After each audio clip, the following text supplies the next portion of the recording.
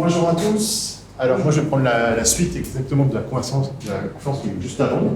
C'est parfait parce que moi je vais vous parler d'une période un peu plus contemporaine. Je vais vous parler de 2008 à 2010 dans le monde du jeu vidéo indépendant. Et en fait je vais vous parler dans ma conférence de l'émergence du jeu vidéo indépendant comme nous on le consomme aujourd'hui. Donc c'est quoi cette bulle? Pourquoi ce salon est là? Qu'est-ce qui a entraîné tout ça? Moi je suis Loïc Janin, je suis développeur de jeux vidéo, je suis formateur en jeux vidéo. Et je suis développeur d'un des studios qui est présent ici. S'il y a des gens qui veulent encore rentrer, c'est le moment. Souvent, je sais pas. Vous voulez rentrer je vous place ici. On peut arrêter des chaises. C'est bon? Ok, pour les retardataires. Donc on va parler de 2008 à 2010. Alors, je vais vous parler un peu des années 2000. Avant de parler de 2008, il faut savoir ce qui s'est passé un peu avant. Pour ça, je prends exactement la suite de la conférence d'avant. Je pense que vous devez reconnaître 2-3 choses sur tout ce que j'ai mis là-dedans. C'est des jeux flash. Pourquoi? Parce qu'entre 2000 et 2010, le jeu vidéo indépendant, c'est pas grand-chose. C'est pas grand-chose. Le marché est très orienté sur les AAA. Les gros éditeurs prennent beaucoup de place. Et en fait, la stratégie, quelle est-elle? C'est tout simplement sortir 3-4 jeux par an, avoir, comme un peu Madden, comme on a vu un peu, peut-être un projet par an qui va rapporter beaucoup, qui va financer les autres. Un peu comme dans le cinéma, et ça laisse très peu de place pour beaucoup de projets. Ça ne veut pas dire qu'il n'y a pas de jeux vidéo indépendants. Il y en a là, un jeu flash, il y en a un peu partout, mais il y a quelque chose qui est un peu compliqué, c'est de vivre, gagner de l'argent via le jeu vidéo indépendant. Les seuls qui arrivent vraiment à gagner de l'argent dans ce milieu-là sont ceux qui vont partir dans ces gros studios, Ubisoft, Electronic Arts, etc. À ce moment-là, ce qui se passe, c'est que la plupart de ces gros projets ont énormément de monde. On a explosé le nombre des équipes. Entre les années 90 et les années 2000, je vous ai mis quelques éditeurs ici, les projets qui sortent de ces éditeurs-là comptent 50 personnes en 90, 500 personnes dans les années 2000. Il y a eu un boom, les projets ont des budgets faramineux. Pourquoi ils ont des budgets faramineux? Parce que l'avancée technique et les demandes en fait, des utilisateurs sont de plus en plus hautes. Les consoles affichent de plus en plus de couleurs, de pixels, de résolution. On veut du photoréalisme, on se bat pour le photoréalisme. On veut des gameplays avec des cartes de plus en plus grandes. Je ne sais pas si vous avez déjà vu à la sortie de Skyrim, tout le monde disait « mais la carte est gigantesque, beaucoup plus grande que la carte d'un autre jeu » avant, qui elle-même avait la carte la plus gigantesque, qui était plus grande que la couleur. Donc il faut faire toujours plus. Il faut faire toujours plus. Le problème de toujours plus, c'est soit on prend le pas comme fait Rockstar, et c'est dangereux, on met 10 ans à faire un jeu, soit on en sort un tous les ans, et donc l'équipe on fait x10. J'exagère un peu, mais c'est un peu ce qui se passe. Le problème là-dedans, c'est que les développeurs, les créateurs de jeux vidéo se sont un peu écrasés sous la machine. Sous la machine parce que les jeux qui sortent ont un budget gigantesque. Qui dit budget gigantesque, attente gigantesque, et donc il faut en vendre beaucoup. Quand on en vend beaucoup, il faut vendre aux plus grands groupes, et quand on veut vendre aux plus grands groupes, on ne peut pas faire de l'expérimental, on ne peut pas tenter des choses. On fait ce qui va marcher, parce qu'on sait que ça va marcher. Voire pire, on fait des suites. On fait des suites, de suite. Ça, ces 4 jeux-là, ils sont sortis en 2008. Le top 10, dans le top 20, je crois, des jeux sortis en 2008, il y a 15 jeux. C'est des suites, de suite. Call of Duty, on en était au 67e, on est au 12e de Final Fantasy, les Mario Kart, je ne l'ai pas compté, Super Smash Bros, pareil, il y en a plein d'autres. Il y en a plein d'autres qu'on peut trouver. On fait des suites et des suites de suites. Pourquoi? Parce qu'on a peur. Comme on a peur, on veut qu'on soit sûr de vendre avant de commencer un jeu. Créer une nouvelle licence, c'est dangereux. Pourquoi Assassin's Creed, on avait moyennement peur? Pourquoi? Parce que ça se basait quand même sur Prince of Persia, qui lui, on l'a vu, est très vieux. Donc, on ne cherche pas à faire de l'innovation, on ne cherche pas. Pourquoi? Parce que ça fait peur. Et côté de ça, les développeurs, ils commencent à en avoir marre. Ils commencent à en avoir marre parce qu'ils sont dans une équipe de 500. La petite équipe qui prend vraiment les décisions dans le jeu, elle est réduite parmi ces 500, donc il y a des centaines de personnes qui ne font pas grand-chose. Donc, sinon, qui suivent des ordres. Et ils n'ont pas le choix, ils doivent continuer, c'est le seul moyen de gagner de l'argent. La pression est énorme, parce que les jeux doivent sortir à date fixe, On a vu que c'était compliqué en plus de trouver une bonne date pour sortir. On ne sait pas très bien comment ça va finir. Ça coûte très cher, il y a beaucoup d'argent mis en jeu. Et il y a un ras-le-bol. Il y a un ras-le-bol au niveau des développeurs, comme je viens de dire, mais aussi au niveau des utilisateurs. Parce que quand c'est la 67e suite du même jeu, et que année par année on sort le même, vous avez déjà dû entendre parler de ça pour Call of Duty, ou prenez Assassin's Creed, ou vous remplacez le nom du jeu parce que vous voulez, on se rend compte très vite que oui, c'est nouveau, mais ça reprend 90% de l'ancien. Et pourtant on repaye le prix fort. Et en plus ça coûte cher. Et puis en plus quand il y aura une nouvelle console, il faudra payer une nouvelle console pour avoir les jeux à prix fort, etc. etc. Et donc ça, il y a tout un ras-le-bol, il y a toute une bulle qui commence à être un peu sur une limite. Et il va y avoir le coup de glas qui va tomber, la crise des subprimes 2007, crise immobilière américaine. Je ne fais pas un retour là-dessus parce que je ne pourrais pas en expliquer grand-chose. Mais ça va mettre un peu un coup d'arrêt à tout ça. Pourquoi ? Parce que déjà que c'était frileux, déjà que c'était dur de gagner de l'argent, déjà que c'était très taxé, je n'ai pas pensé, mais c'est vrai que c'est très taxé en plus, c'est-à-dire que les jeux qui sortent en boutique sont taxés au prix fort, les studios vont pas arrêter de perdre de l'argent. Ils vont être encore plus frileux pour faire des nouveaux titres. Donc moins de titres qui sortent. Qui dit moins de titres, moins de boulot. Et donc tout ça, on se retrouve dans une situation un peu compliquée où le jeu vidéo n'est pas dans une crise vraiment, mais dans une espèce de stagnement vers 2007-2008. Je ne sais plus ce que j'ai dit. Et là, on a le jeu vidéo indépendant qui arrive. Pourquoi il arrive ? En fait, c'est l'accumulation de tout ça et aussi des changements dans le secteur, enfin des changements au niveau même presque du monde. Tout le monde commence à avoir un ordinateur, tout le monde commence à avoir une connexion Internet, tout le monde commence à avoir de l'espace libre sur ses machines. Et il y a 2-3 personnes qui arrivent et qui disent « Mais si on a tous une connexion Internet, pourquoi on achète toujours des CD ? Pourquoi on ne passerait pas par du dématérialisé ?» C'est-à-dire qu'il suffirait de cliquer sur un endroit et hop, j'ai mon jeu. Je passe outre le grossiste, le distributeur, la boutique, le loyer à payer, pas de vendeur. Ce serait génial, on gagnerait quand même beaucoup plus d'argent. Et donc il y a des plateformes en ligne qui vont apparaître, des plateformes de distribution, il y en a plein. Là, je vous en ai mis quelques-unes, c'est pas du tout exhaustif.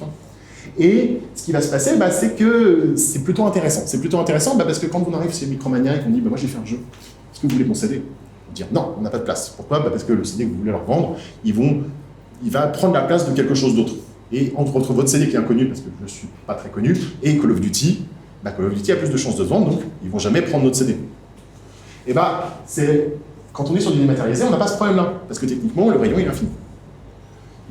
Techniquement, sur Steam, il y a 300 jeux qui sortent aujourd'hui par jour, quelque chose comme ça. Ça n'a jamais arrêté Steam de pouvoir vendre, et ça n'a jamais empêché d'autres jeux de pouvoir se vendre. Il n'y a pas de place. On vend pas du vent, mais on vend de la donnée. Et la donnée, on a les connexions Internet pour le gérer. Et alors, en fait, toutes ces plateformes qui vont se lancer, ça va être un petit peu le déclic. Le déclic pour tous ces jeux indés, de se dire, mince, on peut faire des jeux, on peut les vendre maintenant. Parce qu'avant, on pouvait faire des jeux, vous avez vu avec les jeux Flash, mais les vendre, c'était compliqué. Et là, on va se retrouver dans un petit âge d'or du jeu vidéo indé, qui va commencer à partir de 2008. Je vais vous prendre comme exemple le Xbox Live Arcade, parce que je pense que c'est le plus parlant. Vous allez connaître 2-3 de ces jeux, pareil. Si vous suivez un tout petit peu les jeux indés, je veux 2-3 personnes qui sourient. Tous ces jeux-là sont sortis entre 2008 et 2010 sur le XBLA. Alors c'est quoi le XBLA ? C'est une partie de XBLIG, qui est en fait la plateforme de vente de jeux vidéo en ligne de la Xbox 360. Pourquoi ? Parce que la Xbox 360, quand elle arrive, Microsoft arrive et fait « Hey, je vous donne un outil qui s'appelle Xena, faites des jeux. » Et en plus de vous donner l'outil pour que vous fassiez des jeux, je vous mets une plateforme où vous pouvez poser vos jeux et vous pouvez les vendre. Alors, au début, il va y avoir tout et n'importe quoi.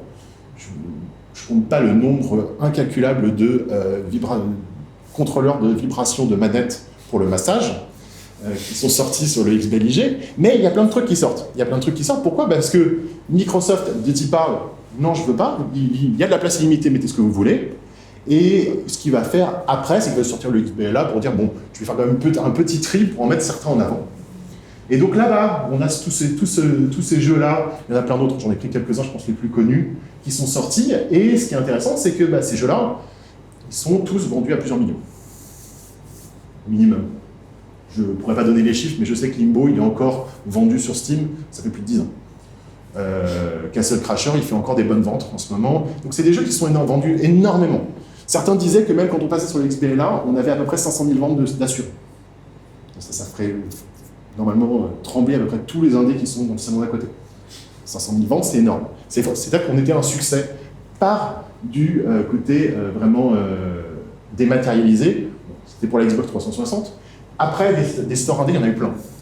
Des stores qui ont permis de faire du dématérialisé. Donc je pense à Steam. Alors Steam, ça a été créé entre 2003, mais c'est pas tout de suite qu'ils ouvrent en fait les vannes aux indépendants. Ça va être beaucoup plus tard quand ils vont sortir une plateforme qui s'appelle Greenlight, qui est morte entre-temps. Que le XBLA et le XBLIG, c'est mort aussi. XNA, la technique qui nous permettait de faire ça, elle est morte aussi. Donc voilà, ça bouge assez vite dans tout ça. Mais donc, on a des jeux indés parce que en fait, le marché commence à changer.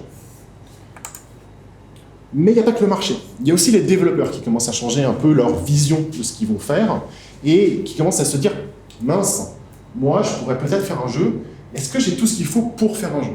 Pour faire un jeu, vous avez vu, si vous avez un peu discuté un peu avec les gens qui sont à côté, voir qu'il faut des grandes équipes et ils se travaillent tous sur des technologies spécifiques. Je vous ai parlé un peu d'Xena, qui était l'outil qui me permettait de passer sur Xbox 360. Mais en fait, assez vite, autour des années 2008, 2009, 2010, c'est une période, je ne donne pas des dates fixes, il y a plein de technologies qui vont apparaître, et des technologies qui sont pour la première fois gratuites, ou très peu chères. Pourquoi ? Parce que, retour en arrière encore une fois, je retourne dans les années 2000, et même avant, on a des moteurs. On a des moteurs, c'est des logiciels gigantesques qui nous permettent de créer des jeux, avec plein de fonctionnalités préfaites. Personne ne rentre la formule physique de la gravité pour créer la gravité. Il y a des gens qui le font, mais ça prend pas mal de temps. Le problème, c'est que si ça prend pas mal de temps, c'est-à-dire que le jeu a moins de chances de sortir parce que plus cher, plus de temps, etc. Donc on utilise des choses qui le font à notre place. Et donc il y a des énormes moteurs, alors vous avez peut-être déjà entendu parler de Unity, Unreal Engine, CryEngine, etc. Et en fait, il y a ces moteurs et ils vont commencer à faire à switcher un peu de point de vue. Avant, ils étaient sur des licences très chères.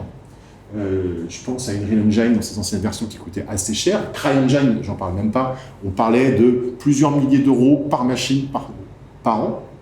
Donc, partez du principe que vous avez zéro dans votre poche, juste pour commencer à faire votre jeu. Vous ne savez même pas si vous l'avez fini et donc encore moins vendu. Vous allez devoir débourser X milliers d'euros juste pour pouvoir avoir le droit de la commencer. En plus, sur un logiciel qui est pas très user-friendly, tout ça pour la simple et bonne raison qu'il n'y a que des professionnels qui l'utilisent, qui sont formés par des professionnels. Vous êtes tout seul dans votre chambre, il n'y a pas de professionnel pour vous former, vous êtes un peu perdu. Et là, autour de 2008-2010, la plupart de ces moteurs vont switcher de plan financier et se dire il y a peut-être plus d'argent à se faire en passant gratuit. Mais pourquoi ? Chacun va avoir son idée. Unreal Engine va nous dire tout simplement toujours gratuit. Je prends que 10% de vos bénéfices. Ça, si vous ne faites pas d'argent, il ne vous prend rien et vous êtes content. Si vous faites beaucoup d'argent, il vous prend un peu, mais vous avez beaucoup d'argent. Et à ce moment-là, pas de problème. Unity va nous faire dire c'est gratuit tant que vous ne faites pas plus de 100 000 euros de bénéfices. Si vous faites plus de 100 000, vous pourriez bien acheter une licence. Là, vous avez de l'argent, pas de problème. CryEngine va nous dire vous utilisez tout ce que vous voulez du moteur, mais pas les dernières versions. Vous payez pour avoir les dernières fonctionnalités. Donc, ils font de la pub sur la dernière fonctionnalité. Vous n'avez pas le droit, et vous êtes frustré parce que vous êtes sur l'ancienne version, et puis à un moment, vous craquez et vous l'achetez. Donc chacun va avoir sa petite stratégie, mais en même temps, ce qui est intéressant pour nous, en tant qu'indé, c'est que nous, on ne fait pas 100 000 euros de bénéfices. 10% de ce qu'on gagne, c'est pas encore trop embêtant, parce que le logiciel à côté, il est gratuit.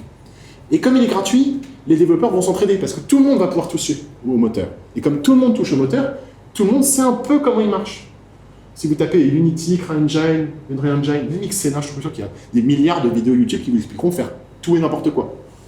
La dernière fois, je voulais faire un jeu avec des petits trains. J'ai tapé comment faire un jeu avec des petits trains Unity, j'ai eu 10 vidéos. Voilà. Je ne pensais pas qu'il y avait quelqu'un qui... Il y avait des gens, souvent d'Europe de l'Est ou d'Amérique du Sud, je ne sais pas pourquoi, qui aiment les petits trains, et donc ils m'ont fait des explications pour comment faire mon simulateur de petits trains.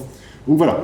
Et donc, on a toutes ces technologies qui arrivent, qui nous permettent de développer, mais surtout à moindre coût, créer des communautés, et de cette communauté, on va créer aussi des événements. Alors, on est dans un événement, ça tombe bien, plein d'autres événements. Je vais parler aussi des game jams, mais aussi de tous ces événements qui vont permettre, en fait, à des développeurs de rencontrer d'autres personnes. Parce que là, je parle de moteurs de jeu. Ces moteurs de jeu, ils ne sont pas là que pour les développeurs, pour ceux qui pompent du code. Les graphistes, les sound designers, les community managers, les commerciales, les marketeurs, tout ça, ils peuvent utiliser un peu ces technologies-là, parce que c'est des technologies qui sont faites pour le jeu vidéo. Et une équipe dans le jeu vidéo, c'est pas qu'un développeur, c'est pas que des mecs qui font du code. Ça a été ça pendant longtemps. Mais maintenant, c'est des équipes avec des talents qui sont vraiment pluriels. Qui dit talent pluriel, dit une équipe avec plusieurs personnes. Moi, je sais développer. Quand je dessine, c'est des bonhommes bâtons. Donc, si je veux faire un beau jeu, il va falloir que je trouve quelqu'un d'autre qui fait cette partie-là. Et donc, il faut qu'on travaille sur tous au même endroit. Et comment on peut se rencontrer? Là, ce genre d'événements, ou des game jams, etc.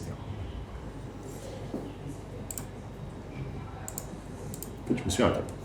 Voilà, je vais m'arrêter là. J'ai beaucoup parlé déjà.